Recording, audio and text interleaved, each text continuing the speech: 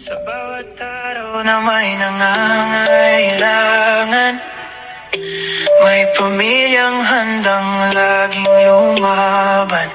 Si Kuya Val Santos matubang ang ama. Hello mga kalingap! Welcome back to my YouTube channel. Magandang araw po sa lahat. Sa amanda ko kayo ng mundo, naroon ngayon.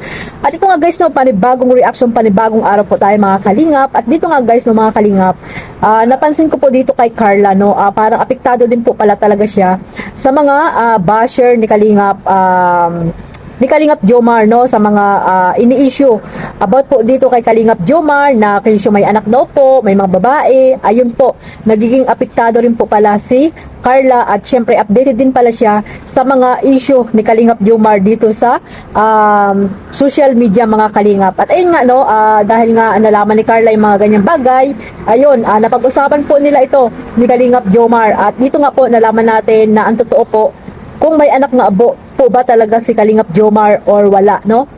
At dito ay talagang grabe yung pag-uusap nila ni Kalingap Jomar. Ayan, no, bago natin simulan itong ating reaction dito mga kalingap, syempre magsha-shoutout muna tayo sa ating founder Kuya Val Santos Matubang, Ate Edna Vlogs, Kalingap Rob at sa lahat po ng mga nasa landing pad, ambassador, deputy, mga Kalingap Scouters. Mega love shoutout po sa inyong lahat.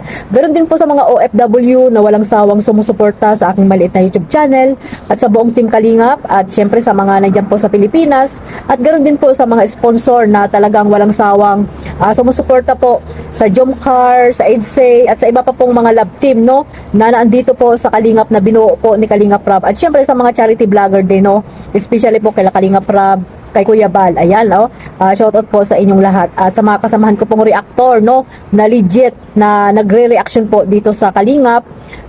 Mega love shoutout po sa inyong lahat. Ito mga Kalingap, meron tayong ipi-play dito na video, no, mga kalingap, at nakuha ko po ito kay Kalingap Rob. Ayan, no, pakikiligin po kayo dito at paiiyakin or pakakabahin mga kalingap. Ayan, nasa inyo na po kung ano yung nangyari sa inyo nung part 102 mga kalingap ng Jomcar, no. Talaga naman sa thumbnail pa lang ni Kalingap Rob ay yung iba ay sumeryoso na, maraming nag-isip kung totoo ba yun mga kalingap. So sabi ko nga, panoorin muna ang video bago po kayo manghusga o bago kayo mag-comment po ng negative mga kalingap. So ayan mga kalingap, sama-sama po nating panoorin ito. I love you. Sige, pasok po. Hala, Ate Carla, kasan po yung I love you to? Oo nga, bago. Ha? Yung biro. Walang sabon. Tara, muna kayo bro. Ay, init sa labas. Thank you. Sa flowers. Yun lang, thank you lang. Init ako eh. Ate Carla, kasan po yung I love you to? Oo nga, nasaan? I love you too. Ito nga pala Carla, gusto mo ba kain na itong puto? Habang hintayin natin yung pizza, kape? Ito na kasi ako eh. Gusto mo?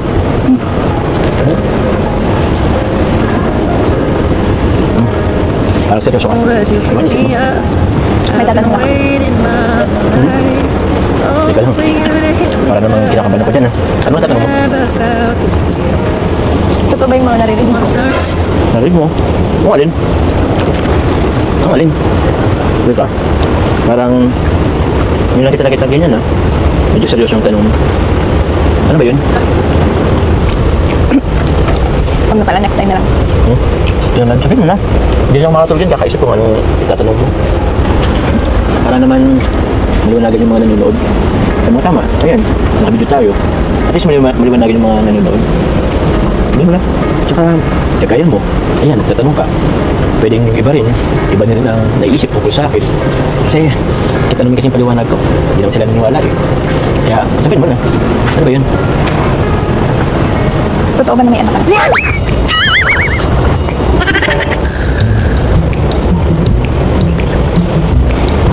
Total, nabanggit ko na lang din. Sabihin ko na. Totoo, may anak na ako. Totoo, may anak na ako. Ba't ngayon mo lang sinabi? Ito yung natatakot ako na baka iwan mo ako. Kaya di ko sinabi. Actually, 3 years old na yung bata. Dapat noon pa lang naman sinabi mo na. Ibig sabihin pala yung mga issue ng totoo yun. Yung sa mga issue, siguro mga 85%. Saan ka? Carla, saan ka? Carla? Carla? Hate to admit it, out of ideas, I don't want.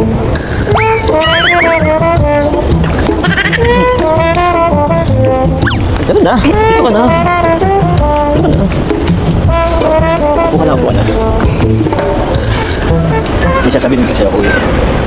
Actually, tagal ko rin itong hinintay. Nagtintay ako ng tamang pagkakataon. It's a prank! It's a prank lang. Hindi man isa. It's a prank lang. Wala talaga akong anak. Serious ka? Kung meron man.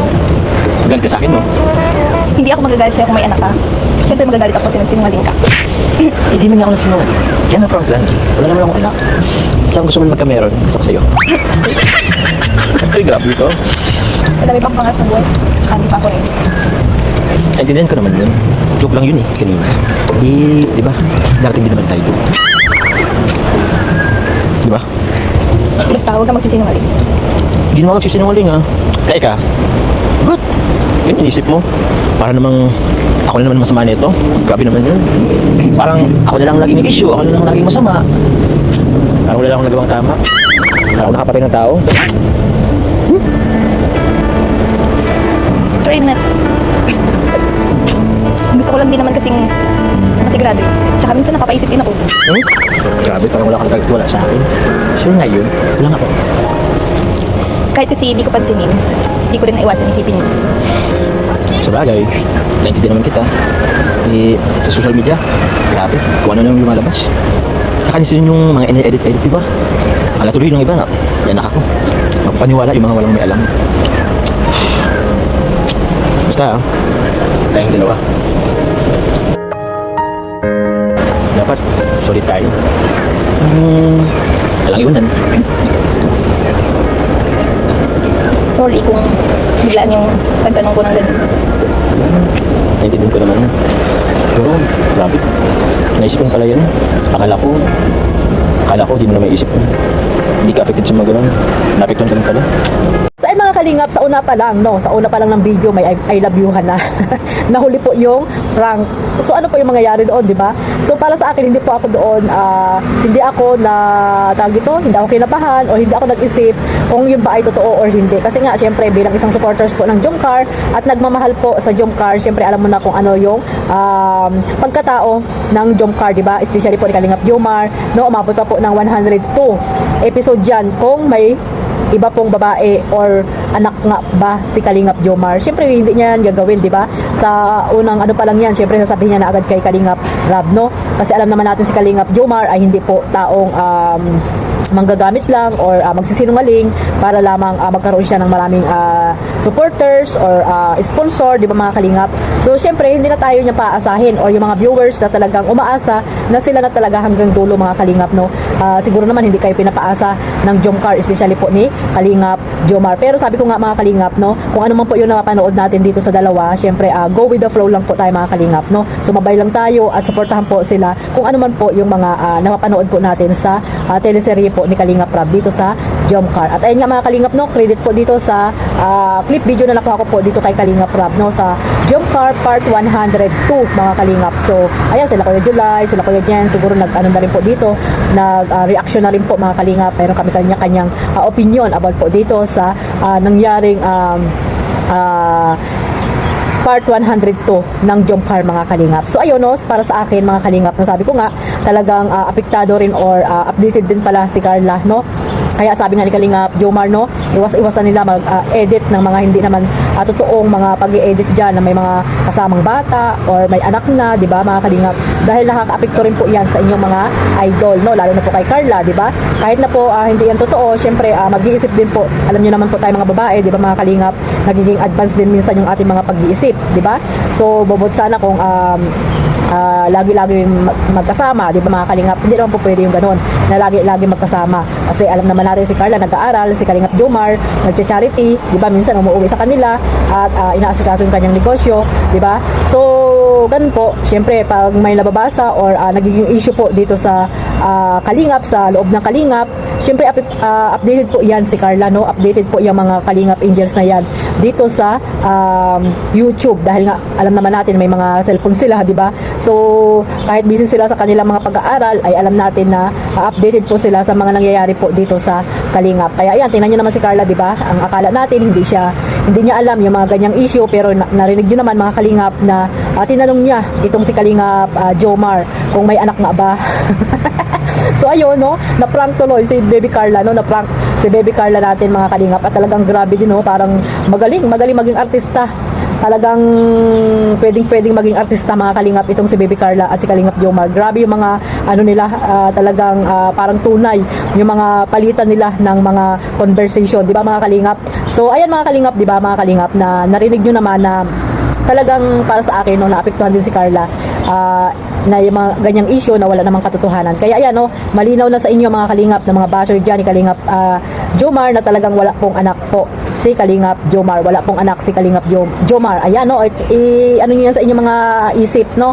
Itatak niyo yan sa inyong mga isip, yung mga ano dyan, yung mga basher na walang magawa sa buhay, na lagi-lagi na lang ganyan yung mga issue nyo dito kay Kalingap Jomar na wala namang katotohanan. So ayan, no, sana napanood nyo po itong episode na ito para po maliwanagan po kayo mga Kalingap, no, lalo na po yung mga basher po na walang katigil-tigil kundi magbigay ng issue po dito kay Kalingap Jomar. So ayan po mga Kalingap, na ano na po natin, napanood or napakinggan na po natin mula sa bibig ni Kalingap Jomar, na sinabi niya nga po kay Carla na wala po siyang anak mga Kalingap. So narinig nyo naman po lahat ng mga sinasabi po nila dyan mga Kalingap. So ayun, no, sabi nga ni Carla, hindi naman daw siya magagalit kung mayroon, if ever man, kasi nga wala naman siya magagawa, di ba mga Kalingap, if ever na may anak si Kalingap Jomar. Ang kinakagalit niya lang dyan ay kung magsisinungaling po si Kalingap Joms. Kahit naman sino, di ba? Kahit naman sino mga Kalingap, magagalit kay Kalingap Jomar, no? Kung siya ay nagsisinungaling, di ba? Hindi magagalit kasi wala naman tayong pakaalam kung may anak, di ba mga Kalingap? At naiintindihan po naman natin yan. Pero yung pagsisinungaling niya po kay Carla or sa ating mga viewers, sa mga nagmamahal sa kanya, sa mga sponsor, ay yan po ang isang napakalaking hindi po maganda. So ayan po, narinig nyo naman na hindi, wala talaga, no?